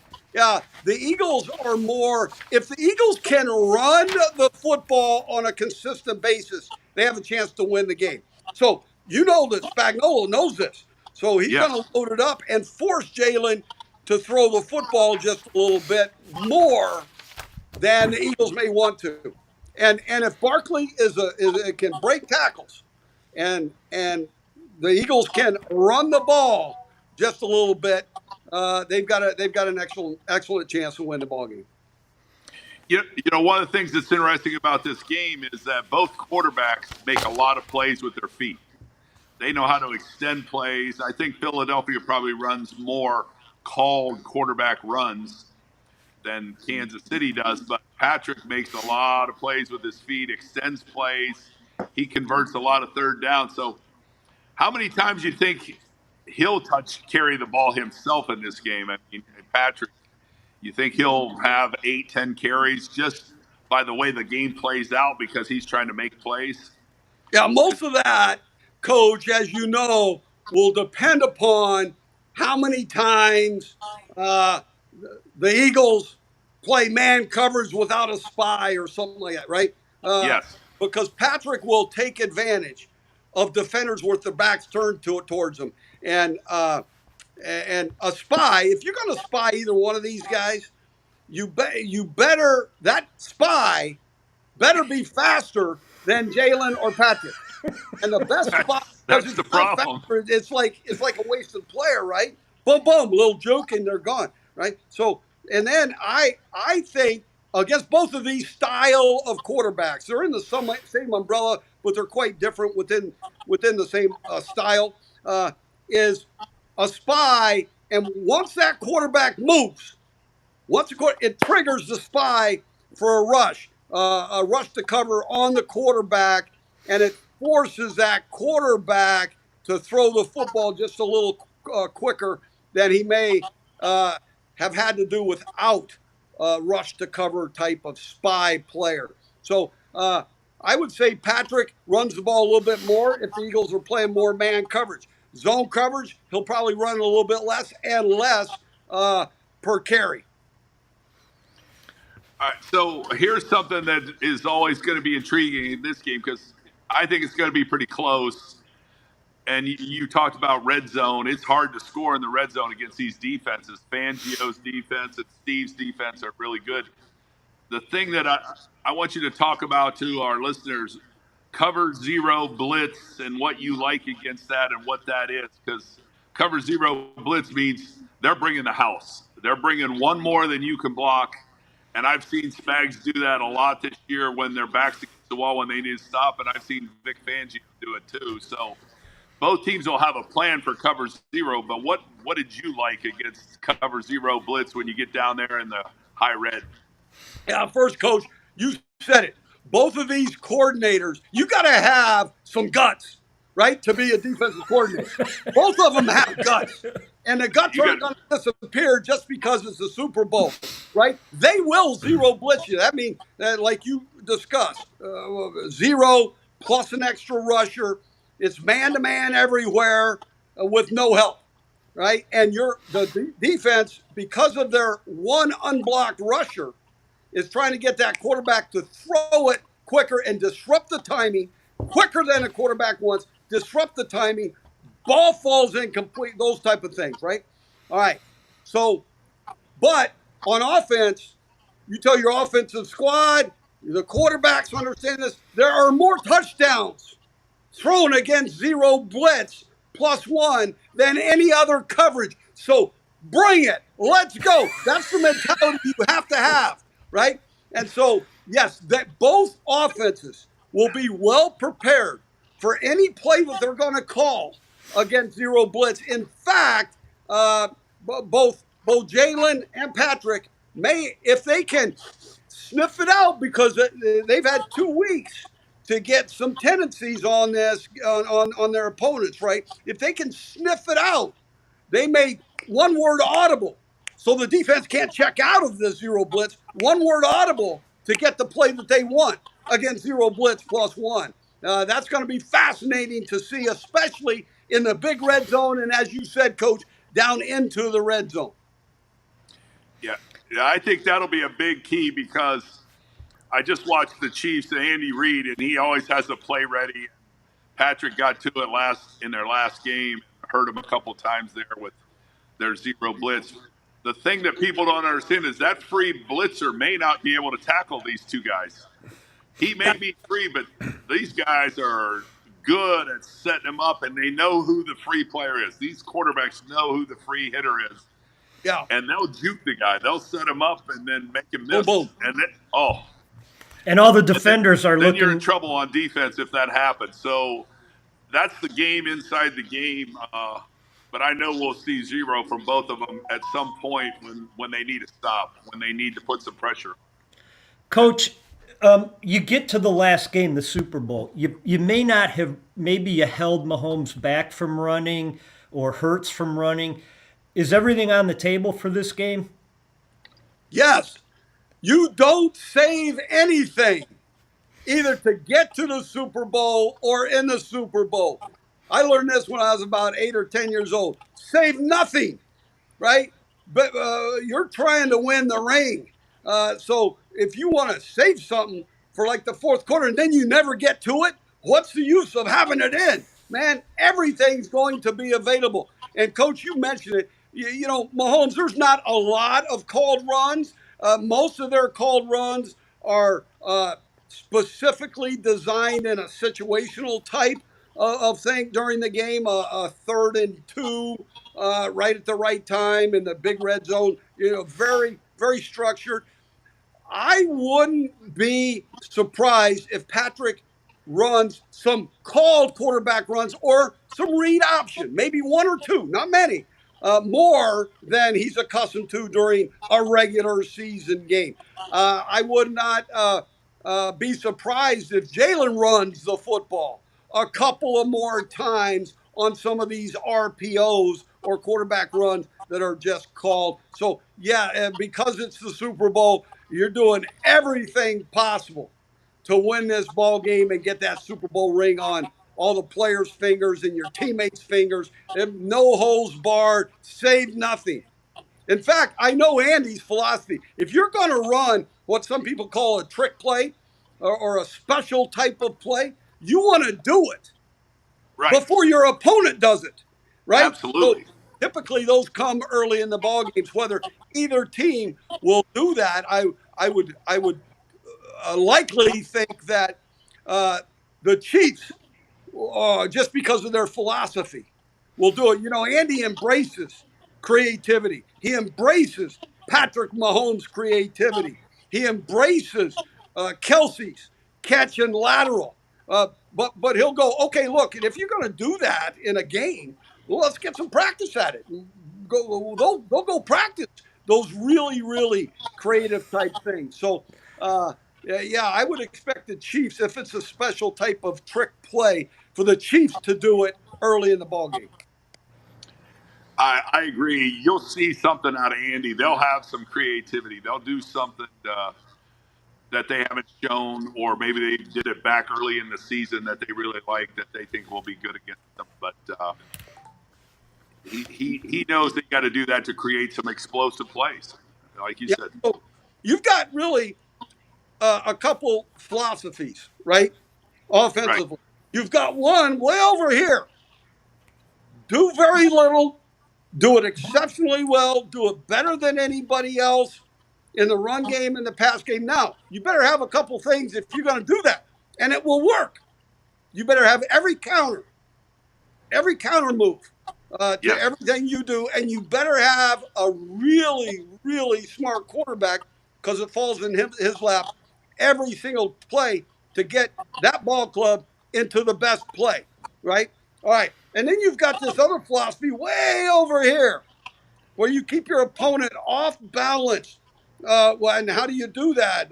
Personnel group, shift, formations, cadence, tempos, shots down the field, run when they're expecting pass when you expect run. Keep your opponent off balance, right? Two totally different philosophies. And most people are kind of in the middle somewhere. Well, Andy goes way over there to keep your opponent off balance. Maybe live with a mistake or two more during the ball game, but it works out. Very aggressive. And then the Eagles and Jalen are kind of leaning toward that other way, where they're going to do very little and do it really, really well. And they've got all their counters, and they got a really sharp quarterback. That's the part I love about the game. I love watching it. I love talking about it. And that's where both teams differ. Like you said, they have different philosophy of how to attack you. But Andy's going to show you a lot of formations and motions and groupings. He's going to be condensed. He's going to be in bunch sets. He's going to motion. And the thing I think the Chiefs do well is they screen you really well. I think they always have a couple of screens that really, they try to dice you up with the screen game, get the ball out quick. Be interested to see what they like against the Eagles in that regard. Well, the Chiefs, always a great screen team. Yes. He was in Philly, always a great screen team. Why? If you want to be a good screen team, you better emphasize it. You better practice it. You better get creative at it. And they've got every screen known to mankind, right? From gap screens to old school slow screens to cross screens to pick screens. All of those screens are available. And there are some that you only want to run against a certain front or coverage, and then there are others that you're going to let go against everything. So that'll be a fascinating thing, coach, to watch. Will they get Travis Kelce a screen, right? Yeah. I will tell you, getting off subject, Kellen Moore has done a heck of a job there with the Eagles and Jalen Hurts. He's playing directly to Jalen's strengths.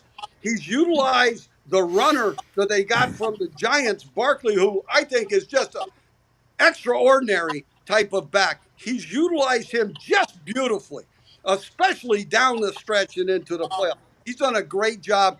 Steve Spagnuolo will have his hands full Vic Fangio will have his hands full with Matt Nagy and Oh, Andy Reid. So it's going to be a fascinating matchup.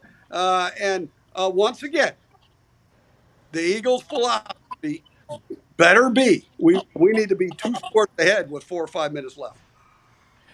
so I got a question for you because you brought up Kellen Moore, and he has done a fantastic job of piecing that offense together and using the players' strengths. But he's been interviewing now for head jobs. Do you think that's a distraction at all for him coming into this game? Because his name's being rumored that he probably will be named the head coach immediately after this game at one of these places. Yeah, I think that he's been through enough to where he can sort of compartmentalize that type of thing and keep his main focus on the Super Bowl. I mean, this is a big game, right? It's Yeah. for, the players, they're not playing for the bonus or what. They're playing for that ring. And only a select few have them. So I suspect he's been through enough where he can keep all of his focus on this. And then if it's going to happen, or if it already has happened, he can kind of keep that to the side until after the Super Bowl. Well, this is one thing I've been telling a lot of people that keep asking me my opinion. I said, the one thing that differs about these two teams, and just see what you think of this, this is a legacy game for the Eagles. A lot of these guys go into the Hall of Fame if they win this game. Right. And not winning this game, no Super Bowl ring, it makes it a little harder to get in the Hall of Fame. The Chiefs guys, their core players have 3 rings already. Their legacy, Patrick Mahomes is the first ballot. Travis Kelce's the first ballot. Their guys are going in. This game won't change their legacy other than winning a three-peat, which has never been done. But for these Eagle players, if they get this W now, they cemented their legacy in Philadelphia and possibly walking into the Hall of Fame for some of these guys. And I think there's some interesting thoughts about that, And really, I'm sure it'll be on their minds until the game starts, but you don't want your players thinking about the legacy. You want them going out and executing with a little passion. I mean, that's how you win games, right?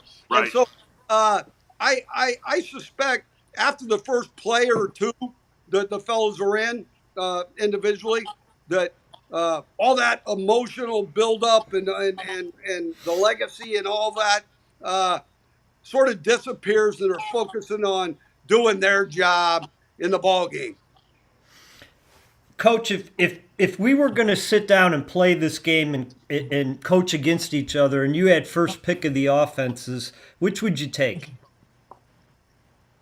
I know that's a tough question. Look, I lean way to the side of keep your opponent off balance, personnel groups, formation, shifts, motion, tempo, one-word plays. Let's stun them. Let's keep them off balance, those type of things, right?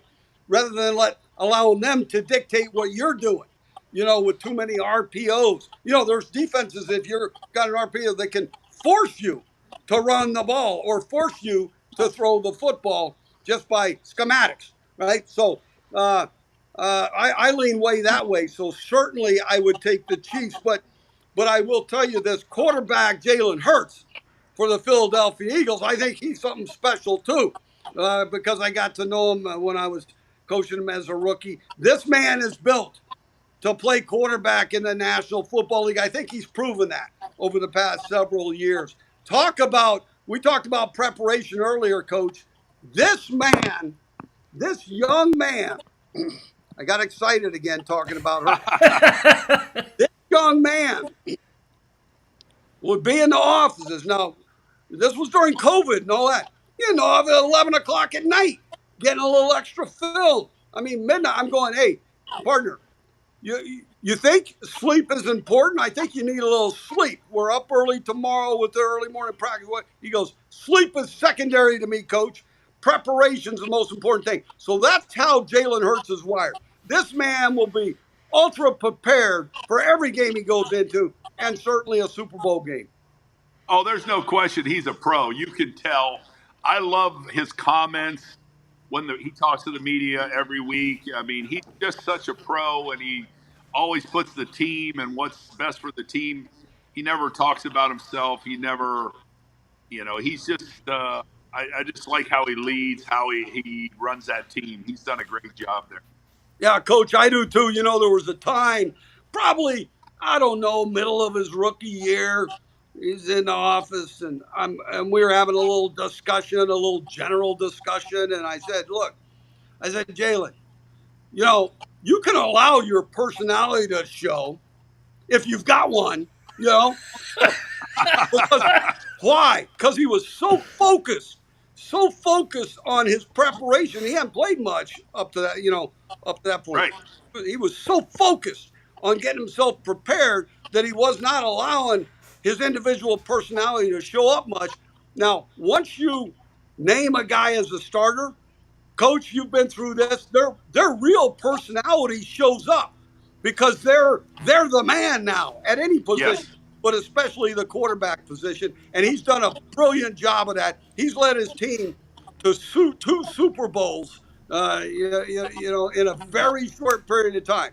What a great competitor, talented young man, and he knows about the preparation. And there is no substitute for the hard work and preparation that must go in to winning a football game in the National Football League. There is absolutely no substitute. And so both teams are well prepared even by now. They've got all their preparation or most of their preparation done last week. Coach, we're coming up against the hour. Any last thoughts on the game? Care to make a prediction? You gave us some wonderful insight to think about. I wrote a bunch of notes down. Look, on the last, they won on their first Super Bowl win in Kansas City. I predicted the Kansas City Chiefs with a little tomahawk chop. This year, I'm not predicting because I've got a lot of guys on the win. I'm connected to a lot of guys on the Chiefs side. They're going for the 3-peat, which is historical. Good luck to both teams. I think it's going to be a heck of a game. You think it'll be low scoring or high scoring? I think it'll be a little bit higher scoring than some think. I just don't. I think it's going to be very difficult to stop Barkley, Brown, Hurts, right, on a consistent basis. And then on the other side, the Eagles have a very, very good defense, but I still think it's going to be very, very difficult to stop Mahomes and Kelsey and the rest of the crew. Though they will have both sides will have great offensive game plans. Both defenses will have great defensive game plans. But I just think you better tackle Barkley or they're going to score some points. Tackle him. And then please, just have somebody else score. Don't have Kelsey score by guys down there in the red zone or in those third mediums. Double them, please. Coach, I appreciate you making it back in time, driving through a blizzard to talk to us. I think I could stay and talk to you all night, but well, I just got off my snowplow here. We probably got, I'd say probably 6 inches between yesterday and this morning. So I had to drop my wife off at the airport and then come back through pretty good snow. And it kind of just ended, then jumped into the snowplow. I still got a little shoveling, out front left to do. I remember those days, Coach. Yeah. So will you be watching the Super Bowl there at home? Yeah, in fact, my son, who's coaching at Colorado with Dion and Pat Shermer, he's an offensive assistant there. He's flying in tonight. Signing day today. Yes. Colorado signed 0, I think. They got all their guys in mid-semester, and then they the transfer portal and all those things. But they got some great players in mid-semester. The signing days, December signing day, transfer portal, it's kind of made this signing day almost irrelevant except for a few of the fellows out there. So he gets to fly in tonight. So we'll be able to spend the weekend together. That's good stuff. I was out in Colorado 2 weeks ago for Bill McCartney's funeral, and so I was there a couple weeks ago. But yeah, I think it's anticlimactic for most teams because they do the majority of their signing early on in December. But traditionally, they give these guys off, so he's probably got off till Monday. That's exactly right. So you know the college game way better than I. The hash marks, that would screw me up. It does. You're not in the middle of the field all the time. It's a whole different deal. They use the sideline to defense. No, I know.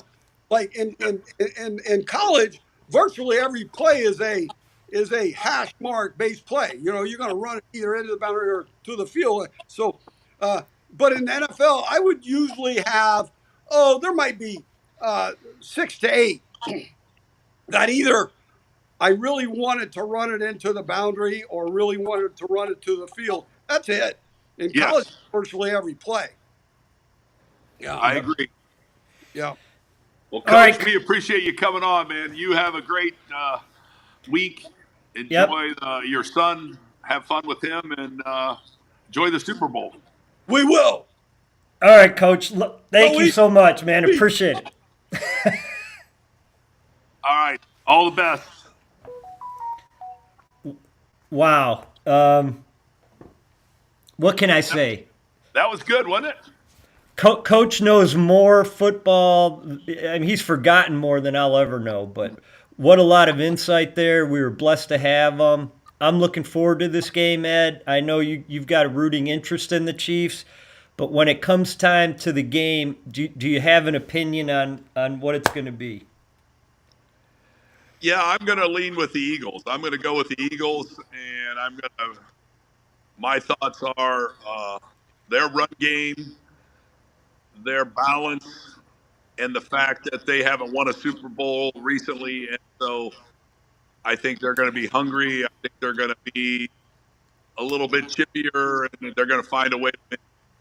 And I love the Chiefs, and that's my team. I root for the Chiefs every week, but I just think if you're asking me to pick this game, I'm going Eagles. My pick is the over, just like 70% of the bettors out there. But anyway, thanks everyone for watching, and we'll see you next week, and have a great night.